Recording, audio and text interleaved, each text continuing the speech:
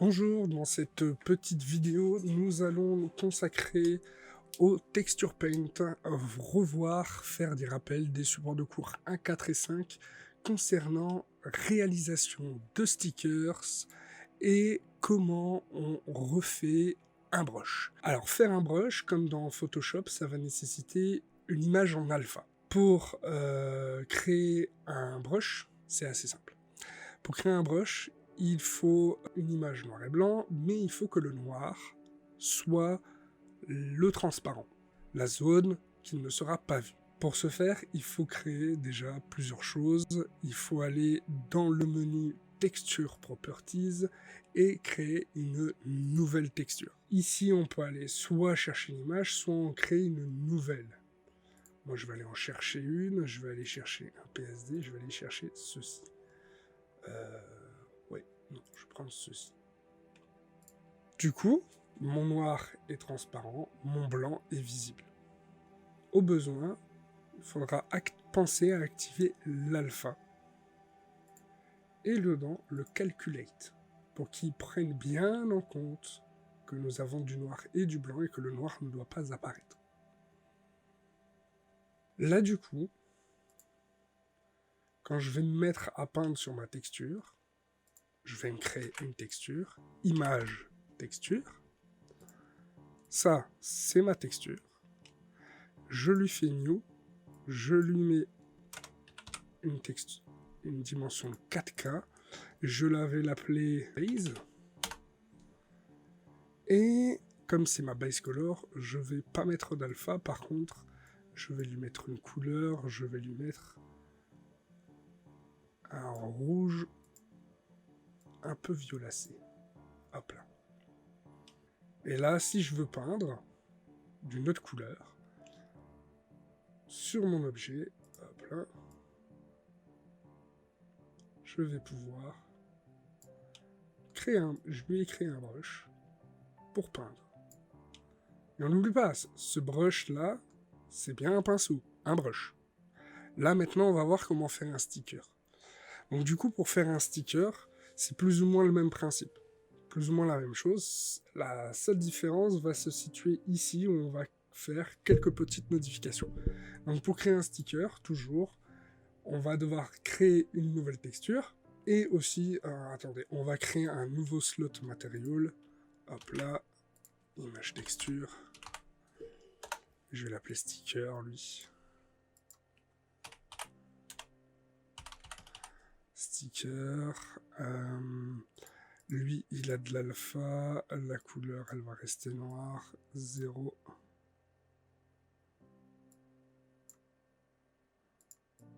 Hop là. Et OK.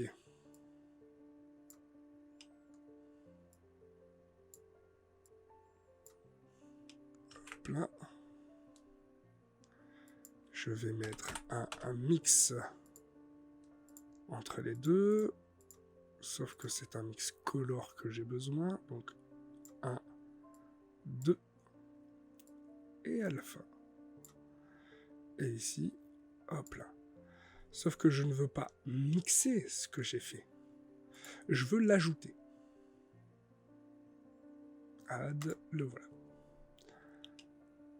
Donc, ici, dans mon texture, toujours texture properties, je vais faire texture paint, active tool, texture.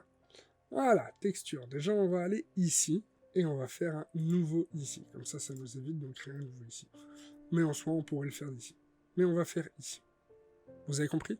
Donc du coup, nous avons fait un nouvel image texture. Là, ici, je vais chercher une image que je veux mettre comme sticker. Je vais prendre le logo d'un ami.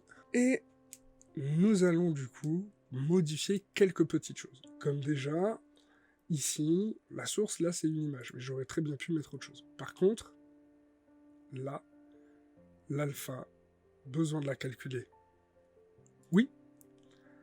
Mais aussi, le mapping, la façon dont il va être utilisé dans l'espace, Là, il est en répétition au niveau de son extension. Je ne veux pas qu'il soit en extension, je veux qu'il soit unique. Donc je veux le clipper. Par contre, rappelez-vous, si je me mets à peindre, je vais avoir quelque chose d'assez aléatoire car je ne le vois pas dans ma vue. Et il va falloir modifier ça. D'ailleurs, si vous n'êtes pas satisfait de l'emplacement qu'il a sur le cube, vous pouvez toujours modifier ici son emplacement avec les valeurs de crop. Revenons dans l'Active Tool. Dans l'Active Tool, ici, dans le mapping, pour la texture, il est en tiled. Ce n'est pas ce qu'on veut parce que c'est l'utilité pour le brush. Là, ce qu'on veut, c'est l'utiliser comme un pochoir, un stencil. Là, il est ici.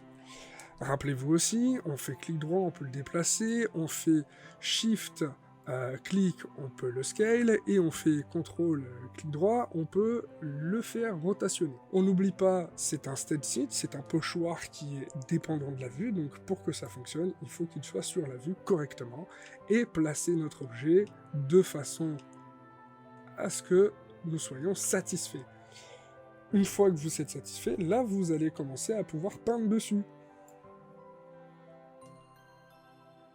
Comment ça se fait? C'est pas fou.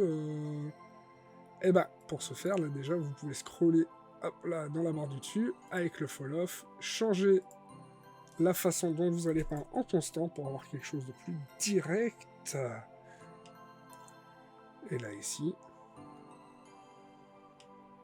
j'ai appliqué mon petit sticker. Bien sûr, mon sticker n'est pas très bien fait. Pour ce faire, je peux utiliser l'autre méthode pour mixer des maps. Je peux faire ceci. J'ai un BSDF qui s'occupe de ma couleur principale. Je vais utiliser un autre BSDF qui, lui, va utiliser mon sticker. Et je vais lui faire un mix layer. Mix shader, excusez-moi. J'entre le deuxième BSDF ici. Voilà. Mais je veux une alpha, hop là, dans le facteur. Et voilà.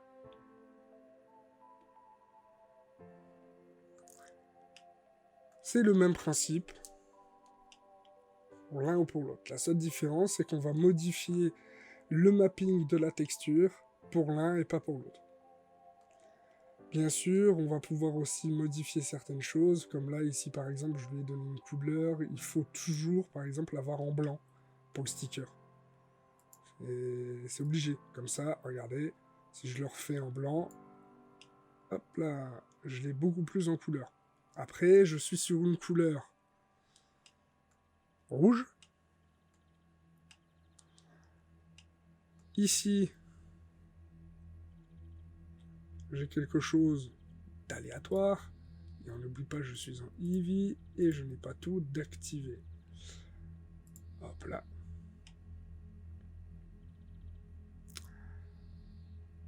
Alors, si vous voulez simplement ajouter un shader transparent et peindre dessus, vous pouvez faire comme ceci.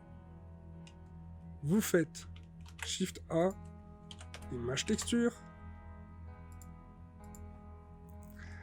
On n'oublie pas, on fait New et on n'oublie pas les dimensions. On n'oublie pas de le renommer. Là ici je vais l'appeler Dirt, parce que si je veux faire de la saleté, je vais l'appeler saleté par exemple. Hop là. Je lui mets du coup une alpha actif, le couleur alpha à 0, et enfin je fais OK. De là ici, par exemple, hop là, et hop là, je vais remplacer mon nouveau par l'ancien, et je vais refaire mon sticker. Parce que là, je suis sûr que mon alpha est vraiment nickel. Hop là. Et alpha, tant de chair. On peut voir qu'il y a quand même un défaut. Mais ce n'est pas grave. Et là, par exemple, je peux faire ça. Et hop là. Je vais peindre dessus. Ah oui, c'est vrai. Je dois être dessus là. Hop là. Et je peux pas. Ça arrive des fois, il peut y avoir des bugs, comme ici. Ça arrive. Faut pas s'inquiéter, il suffit de relancer le logiciel et tout devrait fonctionner. Ou alors, vous pouvez le faire aussi directement ici, ça fonctionne bien. Hop là. Là, pourquoi j'ai pas l'objet concrètement, c'est parce que je l'ai mis en... Hop là, ici, je lui ai mis une alpha, alors qu'il n'est pas censé avoir d'alpha. En calculer. Hop là. Si je lui peins dessus, voilà, je récupère tout. Voilà, en fonction des images que vous avez, il se peut que vous ne soyez pas obligé de mettre calculate. Là ici, c'est une image qui est déjà calculée en PNG.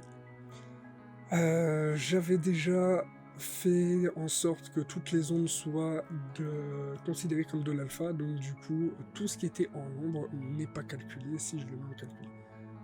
Du coup, pensez-y quand vous utilisez ce genre de choses comme sticker. Alors, je vais conclure cette vidéo par ceci. La prochaine, nous allons voir le baking, comment, après que vous ayez terminé votre texture, vous puissiez la récupérer en une seule image. Et nous allons voir très succinctement les add-ons Layer Paint et Ravage. Bonne chance!